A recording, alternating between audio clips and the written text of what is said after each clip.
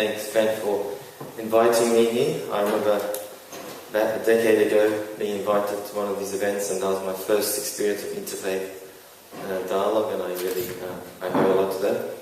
I think, yes, all the faiths do say the same thing, and I was thinking of suggesting something radically different, of organising a protest. But coming from the Islamic faith and what's recently happened, I thought of not suggesting that.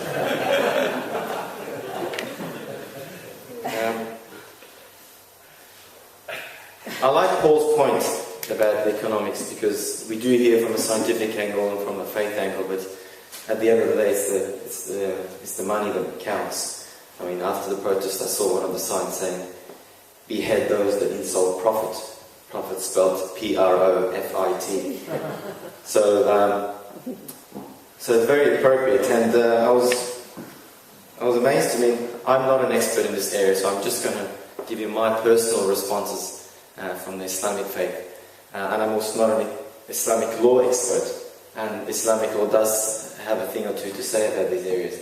But the fact that we don't have proper regulation of this, centrally regulated, of all those mining projects you mentioned, that's something quite shocking.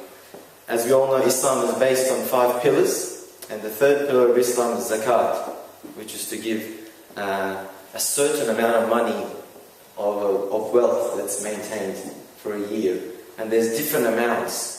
So for one's personal wealth income in the bank, if you own $100 for a year, that's in the bank, you give $2.50 of it to charity, zakat, alms giving. The idea behind it is to spiritually clean yourself so you don't get attached to the world.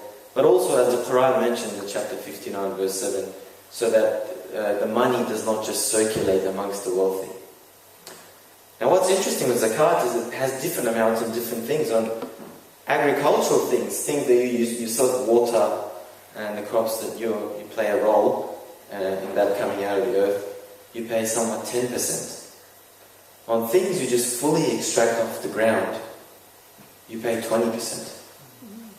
So, and this is always something Muslims themselves implemented. We have the oil countries, or whoever it is that's pulling out the oil from those countries.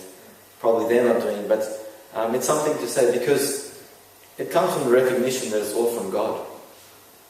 And if you're not doing much, you're just taking something out and selling it or making something from it, the rest of Australia should benefit from it. Or at least, especially if that's harming the environment, then that money should be used to go and fund other environmental activities. So there is some sort of a lack of will.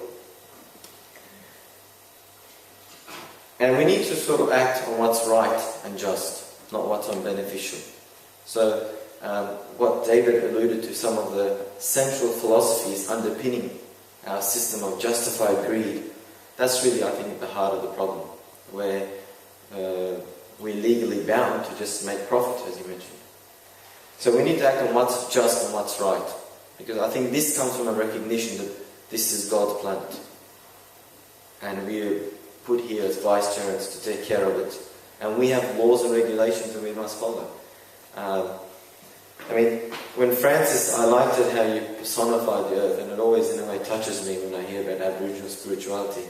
Because when I personally read the Quran speaks of the universe as it's a living entity. It says that سَبَّحَ لِلَّهِ مَا فِي السَّمَاوَاتِ وَمَا فِي الْأَرْضِ.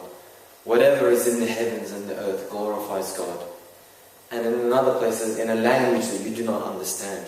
So we don't understand it, but the earth praises and worships, and it's also like Prophet Muhammad, peace be upon him, described it as a large mosque. So destroying the earth is like damaging the mosque. And the Kaaba, which is so important to Muslims, is made of stone. It can be rebuilt. But some of the damage we're doing to the environment is worse than bulldozing the Kaaba, which right now millions of Muslim pilgrims have started to congregate around. But hearing about ayah, I just did a quick search on my iPhone application, Quran, and